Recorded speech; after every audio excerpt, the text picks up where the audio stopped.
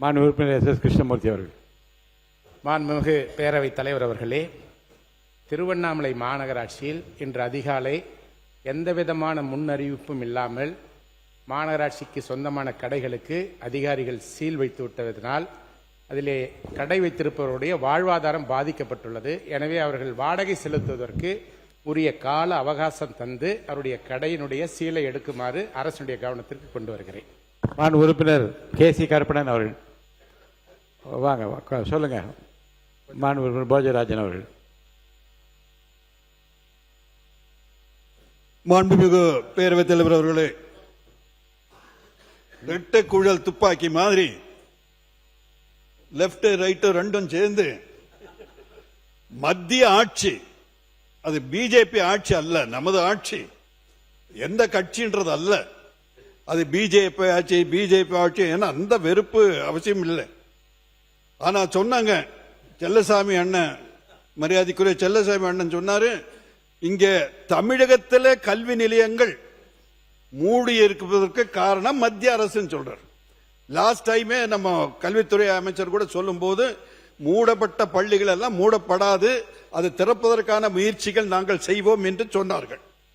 அது எப்படி மத்திய அரசும் இங்க மெட்ரிகுலேஷன் பள்ளியை மத்திய அரசு கண்ட்ரோல் பண்ணிட்டு இருக்கு. அது தமிழகத்தை இவங்களுடைய போர்டு, மெட்ரிகுலேஷன் போர்டு, இவங்க தான் நிர்வாகம் பண்றாங்க. குழந்தைகள் குறைஞ்சிட்டு இருக்கான்னா ஒரு கருத்தை நான் இங்க பதிவு பண்றேன், ஆனா எல்லாருக்கும் விரும்ப மாட்டீங்க. மூத்தோர் சொல்லும் முறிந்த நெற்கனியும் முன் கசக்கும் பின் இனிக்கும். நான் சொல்றது உங்களுக்கு இப்ப எத்தனை பேருக்கும் கசக்கும். ஏன்னா மும்மொழி திட்டத்தில் இவங்க சொன்னாங்க ஹிந்தி திணிக்கப்படுகிறது. நமது அருமை நண்பர் ராமச்சந்திரன் அவர்கள் சொன்னார்கள், திணிக்கப்படுவதில்லை, இட்ஸ் an ஆப்ஷன் சப்ஜெக்ட், உங்களுடைய விருப்ப மொழி. நீங்க கிளாரிபிகேஷன், நீங்க விளக்கம் கொடுக்குறீங்க, நீங்க என்ன கிளாரிபிகேஷன் கேக்குறீங்க மாண்பு அமைச்சர், அதை சொல்லுங்க. இதுதான் சொல்றேங்க. சொல்லுங்க. அவர் சொன்னாரு இப்ப மத்திய அரசு எல்லாமே இப்ப பிஎம் ஸ்ரீன்றதுக்கு அதெல்லாம் ஃப்ரீயா கொடுக்கறதுக்கு தயாரா இருக்கிறாங்க. நம்ம குழந்தைங்க கூட எதிர்காலத்தை நினைச்சு நம்ம ஏத்துக்கணும், அதை நம்ம ஏத்துக்கிறது இல்ல. அதே மாதிரி கணினிக்கு எல்லாம் கூட இன்னைக்கு லேபுக்கு அதுக்கெல்லாம் மத்திய அரசு நிறைய தொகையை கொடுத்துட்டு இருக்குது. அதுக்கெல்லாம் ஆசிரியர்கள் எல்லாம் நம்ம உறுப்பினர் இல்லையா என்ன கேட்க வரீங்க? இந்த கிளாரிபிகேஷன் எனக்கு பதில் சொல்லுங்கன்னு கேளுங்க. நீங்க விளக்கமா சொன்னீங்க. தலைவரே, பேரவைத் தலைவர், இவங்க பேசுனதை நீங்க கேட்கல, நான் கிளாரிபிகேஷன் சொல்றேன். அவை முன்னவர். மாண்பு பேரவைத் தலைவர்களை மாண்பு உறுப்பினருக்கு ஒன்றே உங்கள் மூலமாக சொல்ல விரும்புகிறேன். அவர் ஏதாவது கருத்துக்கள் வேண்டும் என்று கேட்டால் 2 வேலை சொன்னா பரவாயில்ல. நீங்க மானிய கோரிக்கை 10 நிமிஷம் பேசணும் எப்படிங்க? மாண்பு உறுப்பினர் கே.சி. கருப்பணன் அவர்கள். மாண்புமிகு பேரவைத் தலைவர் அவர்களே, கொடுத்து கொடுத்து சிவந்த கரங்கள் கழக நிறுவன தலைவர் புரட்சி தலைவர் பொன்மரன் செம்மல் அவர்களை வணங்குகிறேன். அமைதி, வளம், வளர்ச்சி என்று தவவாழ் வாழ்ந்து நூற்றுக்கணக்கான இலவச திட்டங்களை நாட்டு மக்களுக்கு அள்ளித்தந்து மாண்புமிகு அம்மா அவர்கள் எங்களுடைய நெஞ்சமெல்லாம் நிறைந்து வாழ்ந்து கொண்டிருக்கின்ற புரட்சி தலைவி அம்மா மாதர்குலம் மாணிக்கம் அவர்களையும் வணங்குகிறேன். மாண்புமிகு பேரவைத் தலைவர் அவர்களே, கழகத்தினுடைய நிரந்தர பொதுச் செயலாளர், எங்கள் கழகத்தினுடைய கிளை செயலாளராக இருந்து, ஒன்றிய செயலாளராக இருந்து, மாவட்ட செயலாளராக இருந்து அம்மாவின் நம்பிக்கையை பெற்றவர், மாண்புமிகு அமைச்சர், மாண்புமிகு முதலமைச்சர், கழகத்துடைய பொதுச் செயலாளர். இதுதான் எங்கள் கழகத்துடைய சமூக நீதி, ஜனநாயகம். எளிமையான தலைவர், அதே நேரத்தில் வலிமையான தலைவர். கழகம் சோதனை வந்தபோது கஷ்டமான நேரத்திலும் இஷ்டமாக வந்த எங்கள் தலைவர் அண்ணன் மாண்புமிகு எடப்பாடியார் அவர்களை வணங்குகிறேன். என்றென்றும் எங்கள் இயக்கத்தின்பால் அன்பு கொண்டவர் மாண்புமிகு பேரவைத் தலைவர் அவர்களுக்கு என்னுடைய நன்றியை தெரிவித்துக் கொள்கின்றேன். மாண்புமிகு அமைச்சர் பெருமக்கள், சட்டமன்ற உறுப்பினர்கள் அனைவருக்கும் வணக்கம். பள்ளிக்கல்வி, உயர்கல்வி மற்றும் தமிழ் வளர்ச்சி ஆகிய துறைகளின் மேல் பேசுகின்ற வாய்ப்பை வழங்கிய எங்களுடைய கழக பொதுச் செயலாளர் அவர்களுக்கும் பேரவைத் தலைவர் அவர்களுக்கும் என்னுடைய நெஞ்சார்ந்த நன்றிகளையும் தெரிவித்துக் கொள்கின்றேன். எல்லோருக்கும் மேலாக எனக்கு 5 முறை வாக்களித்து 4 முறை வெற்றி பெறச் செய்தும், அதேபோல ஒரு முறை நகர்மன்ற தலைவராக்கி மாண்புமிகு அம்மா அவர்களுக்கும் அமைச்சராக்கி அழகு பார்த்த என்னுடைய கழகத்தினுடைய பொறுப்பாளர்களுக்கும், எனக்கு வாக்களித்த வாக்காளர் பெருங்குடி மக்களுக்கும் பவானி தொகுதி வாக்காளர் மற்றும் அனைத்து நிலை பொறுப்பாளர்களுக்கும் கோடான கோடி நன்றியை நான் தெரிவித்துக் கொள்கின்றேன். அத்தோடு கூட்டணி கட்சி நண்பர்கள், எனது தொகுதியில் பாட்டாளி மக்கள் கட்சியின் சார்பாக அருமையக்கா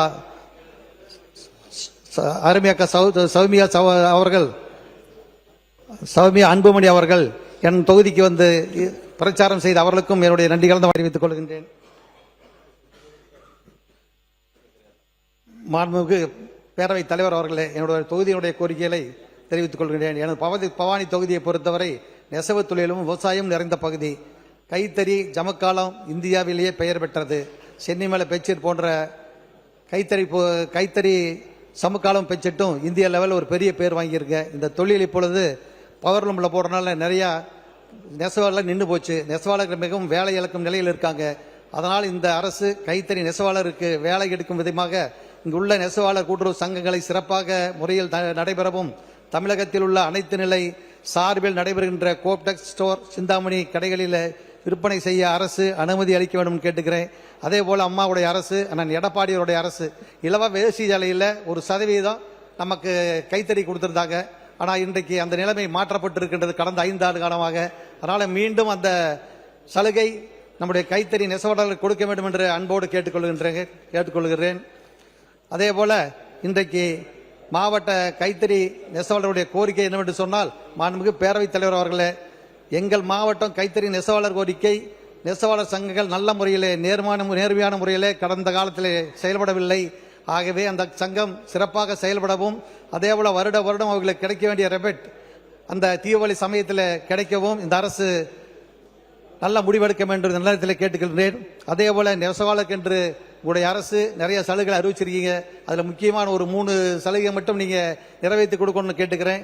நெசவாளருடைய உதவித்தொகை, தமிழக நெசவாளர்கள் உலகின் மிக சிறந்த திறமை வாய்ந்த கலைஞர்கள், சொந்தமாக தறி வைத்திருக்கும் விசைத்தறி கைத்தறி ஒவ்வொரு நெசவாளர் குடும்பங்களுக்கும் ஆண்டுக்கு 30,000 ரூபாய் இலவசமாக வழங்கப்படும் சொல்லியிருக்கீங்க.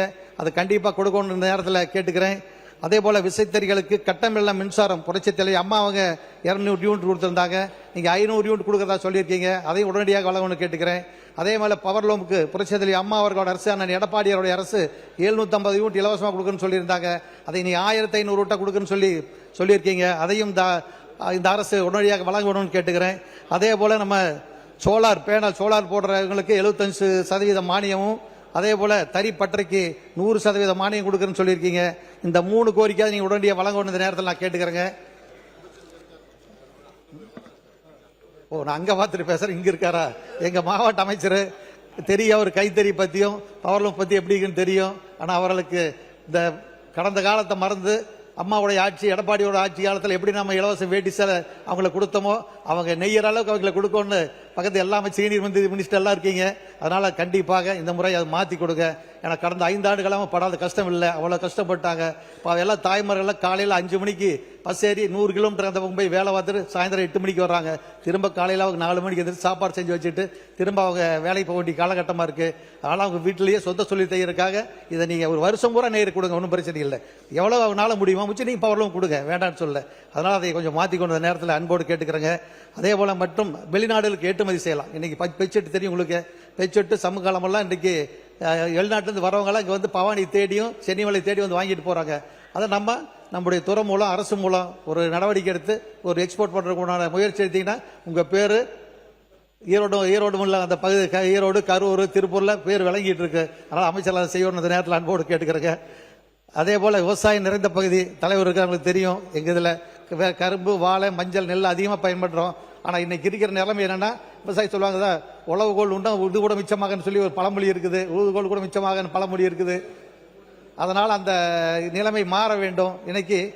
அதனால ஒரு சில நேரத்தில் மஞ்சள் ரொம்ப கம்மியாக போயிருது. அந்த மஞ்சளுக்காவது ஒரு ஆதார் விலை ஒரு 15,000 வருஷம் நிர்ணயம் பண்ணிட்டா விவசாயிகளுக்கு ஏதாவது ஒரு பணப்பயிர் மற்ற எல்லாம் சரியானா கூட, குறைஞ்ச லாபம் இருந்தா கூட இந்த மஞ்சள் வந்து ஒரு ஆதார விலை கொடுத்தீங்கன்னா அது விவசாயிகளுக்கு, தமிழக விவசாயிகளுக்கு ஒரு பெரிய பேர் கிடைக்கும். அதனால நீங்க அந்த ஆதார விலையை ஒரு 15,000 கொடுக்குமாறு அன்போடு கேட்டுக்கிறேன். அதே போல கரும்புக்கு 4,000 கொடுக்கணும்னு சொல்லியிருக்கீங்க. 4,000 அறிவிச்சிருக்கீங்க, சந்தோஷம். இன்னொரு 500 சேர்த்து 4,000 அறிவிச்சீங்கன்னா அதை விட சந்தோஷம். அதனால வேளாண் மூர்த்தி அமைச்சர் இருக்கிறீங்க, அதனால அதை உடனடியாக அதையும் செய்யணும்னு அன்போடு கேட்டுக்கிறேன். அதே போல நெல் கொஞ்சம் கூட்டியிருக்கீங்க, அதே குண்டாலுக்கு ஒரு 200 779 ரூபா கூட்டியிருக்கீங்க. அது ஒரு 3500 ரூபாய்க்கு அறிவிச்சீங்கன்னா சரியா இருக்கும். அதே போல நமக்கு இன்னைக்கு என்ன நிலைமைன்னு உங்களுக்கு தெரியும். ஏன்னா இன்னைக்கு நிறைய இலவச கல்வி திட்டம், எல்லாரும் அம்மாவுடைய கல்வி திட்டத்தில் நிறைய படிச்சாச்சு. எல்லாரும் விவசாய வேலைக்கு வர்றதில்லை. ஆட்கள் கூலி அதிகமாகி போச்சு. இன்னைக்கு 1 லட்சம் வாங்குற சம்பளம் விவசாய ஆளுகளும் வாங்குறாங்க. அதே போல நமக்கு இன்றைக்கு பல மடங்கு இன்னைக்கு உப்பு உறவுல பார்த்தீங்கன்னா 10 மடங்கு ஊறி இருக்குது. டிஐபி எல்லாம் ஒரு 5-6 ஆண்டுகளுக்கு இருந்து 10 மடங்கு இன்னைக்கு விலை கூடி இருக்குது. ஆனால் விவசாய விளைபொருள் அதே விலைக்கு தான் வித்துட்டு இருக்கிற காரணத்தினால விவசாயம் ரொம்ப பாதிக்கிறாங்க. அதனால கண்டிப்பா நீங்க அந்த விலை ஏற்றி கொடுக்கணும் நேரத்தை அன்போடு கேட்டுக்கிறேன். அதே போல கரும்புக்கு வந்து நம்ம ஃபேக்டரியில் இருக்கிற அஸ்காவுக்கு நம்ம மானியம் கொடுக்குறோம்.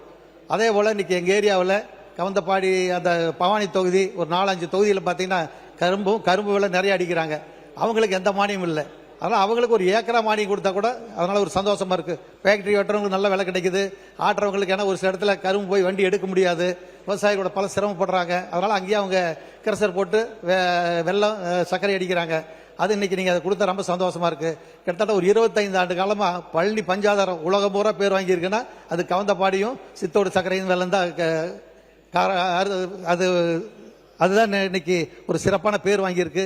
அதே மாதிரி இப்போ மிச்சம் 5 வடை வீடு இருக்குது.